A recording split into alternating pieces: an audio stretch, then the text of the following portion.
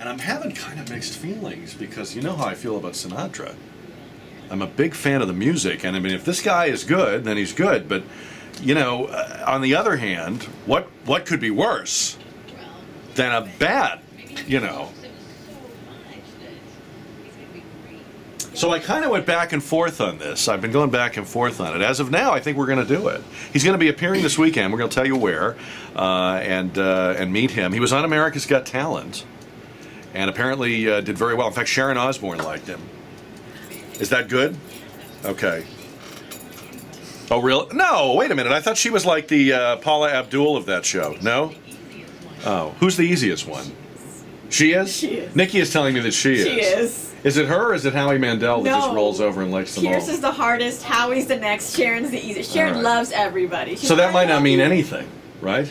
He was good. You saw him? I saw him. All right. Nikki is trying to reassure me. Anyway, he will be here. He'll be here at 11:45, right about the time Karen is running away from our show. Yes.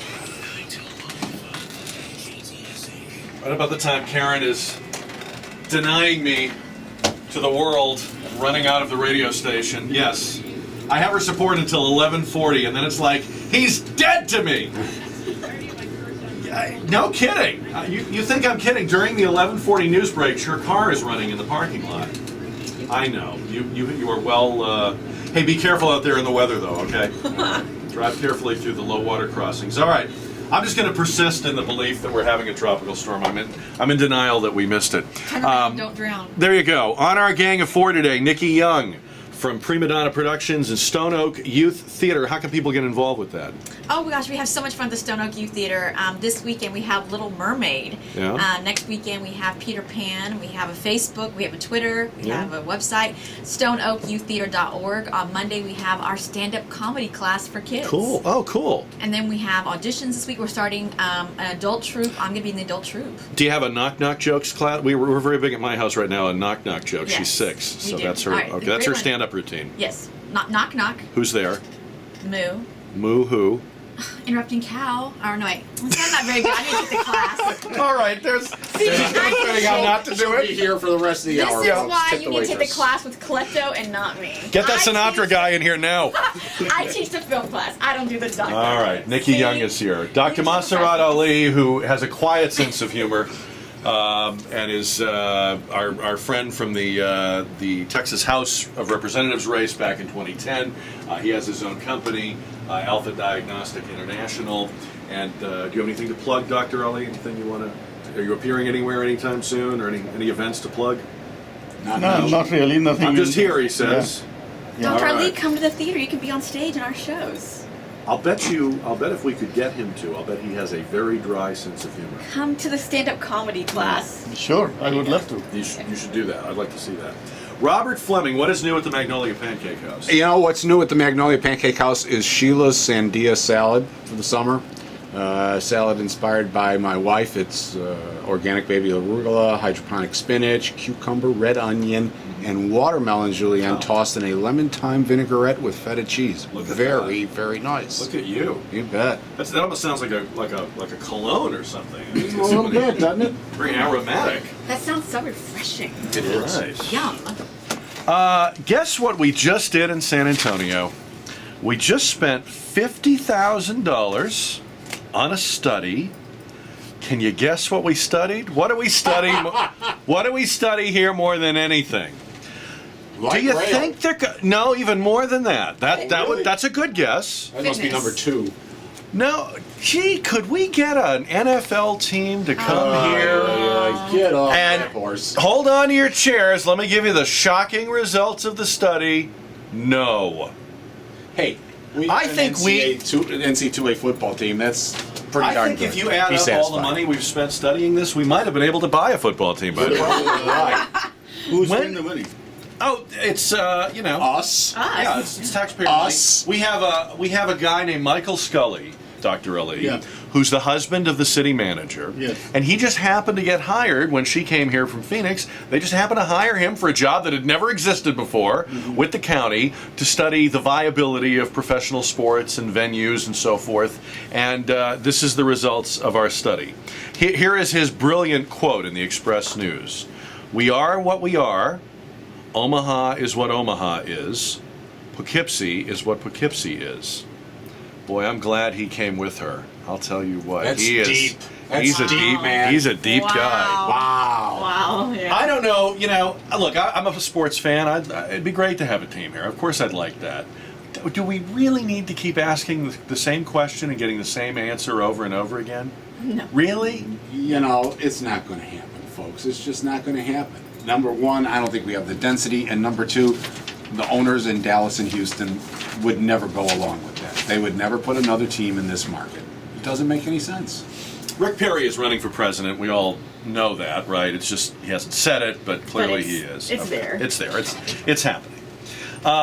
Briefly this week, Rick Perry almost seemed to come out in support of gay marriage when he told an interviewer that, in his opinion, even though Texas has written into its constitution that marriage is between one woman and one man, he was okay with New York's decision to implement same-sex marriage because that's New York's prerogative. Let the states decide. Then, after everybody went crazy, he had to come out and say, no, I don't. I don't. Yeah, he had to come out. Or go in. He had to come out. He had to go back in and say, no, I don't support gay marriage. Marriage is between one woman and one man.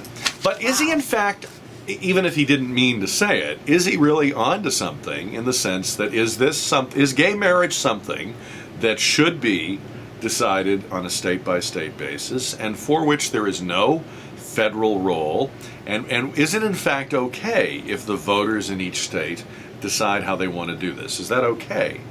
As I understand, very little, but as I understand the law, that contracts and administration of contracts is under the regulation of the states. So, at its basic core, marriage is a contract, either on a secular or non-secular basis. So it is the prerogative of the states, I think, to regulate it. I think this whole thing. Can he get elected though as a conservative Republican if he takes any other position? Then no, absolutely not. Can't have that. I think that he can. Really? I think that he can. Yeah. I think that even on the, I think that the bottom line on this, for me, on this whole gay marriage thing is, you know what? I'm not comfortable with the term marriage, but civil union as a concept doesn't bother me. What I would say to to my gay friends who want to be married, jump in, the water's fine. And the joke is, why shouldn't you be just as miserable as the rest of us? But I would also say on the other side, and I'm not, I would also say on the other side of the equation, you know what? Be careful what you wish for, because you just might get it. There you go. And then wait till we have the first high-profile gay marriage divorce case. All right. Let me bring into the conversation now, not about gay marriage, you'll be relieved to know, Congressman Kiko Canseco. You'll want your headphones for this, gang. He is the representative in House District 23 here in South Texas. We've been checking in with him all week about the debt ceiling story. Congressman, thank you for coming on. I'm sorry I made you wait. I didn't realize we had you on the phone, but thank you for being with us. Now, the president came out and spoke. We know that it was a long night in the House. I saw a list last night of House members that still had you undecided on the Boehner plan. Where are you as of right now on the Boehner plan? To abate, in other words, that you're going to be able to come back to people who elected you last fall and say, I know you didn't want to raise the debt ceiling, but I did, because now that enables me, as you say, I've pried the door open to go in and do these things you want me to do. Are people going to be patient enough with you to give you the time and give you the space? And I don't just mean you, I mean you and the others like you who were elected last year to do that. I mean, that's a big gamble. The Democrat White House. And the other one is also 210619. It just ends 2061. Come back and slam us again. Now, can I have some information on that that I can hand to my host and discuss it as we need to get